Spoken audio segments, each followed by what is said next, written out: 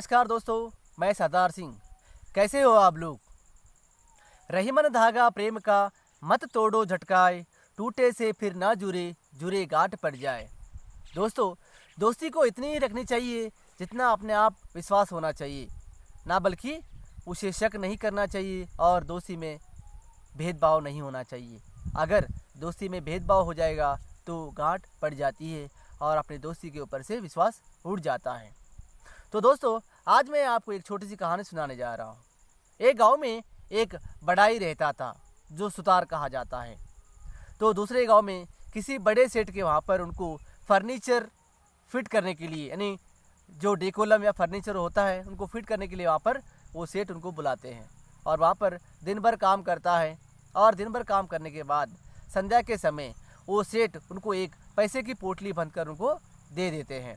तो पैसे की पोटली वो अपने कमर में बांध लेता है और वो वहाँ से शाम के समय निकलता है। शाम हो जाती है, रात हो जाती है और ठंड का मौसम होता है, तो वो अपने ऊपर कंबल ओढ़कर वो सुमशाम सड़क से वो रवाना होते हैं। तो रास्ते में एक चोर उनको मिल जाता है। वास्तव में जो बड़ाई होता है वो दिमाग से तेज होता है और उनके साथ साथ वो बलवान भी होता है, पर वहाँ पर उनकी कमज़ोरी उनके सामने वो बंदूक लेकर सामने आ जाता है। तो वहाँ पर वो बंदूक लेकर सामने आने के बाद वो कुछ नहीं करता है और आकर वो चोर उनको कहता है, तुम्हारे पास जो भी है वो मुझे दे दो। तो जो बड़ाई था उनको वो रुपये की पोटली दे देता है और रुपये की पोटली देकर वो जाने के लिए मुड़ता है।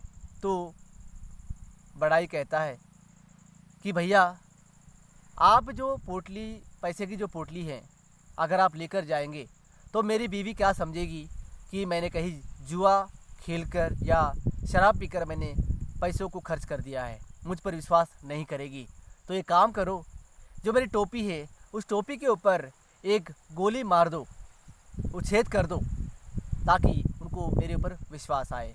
और इस प्रकार से उसने खुशी खुशी से उनकी टोपी के ऊपर एक गोली मार दी और उसे एक छेद बन गया और इस प्रकार से वो मुड़कर जाने लगा।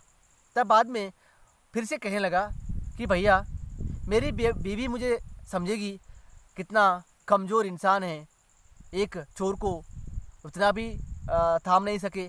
तो एक काम करो, मेरे कंबल के ऊपर, यानी कि मेरे जो कंबल है उस कंबल के ऊपर 4-5 छेद कर दो। तो इस प्रकार से वो खुशी खुशी से वो 4-5 गोली उस कंबल के ऊपर मार देता है, यानी ब्लैंकेट के ऊपर मार देता है और जाने के लिए रवाना होता है। तब फिर से एक बार बोलता है कि भैया, एक बार मेरे कोट के ऊपर भी एक गोली मार दो, क्योंकि गांव वाले भी समझेंगे कि मैंने कुछ संघर्ष किया है। तो वो चोर कहता है कि मेरे बंदूक में गोली ख़त्म हो गई है।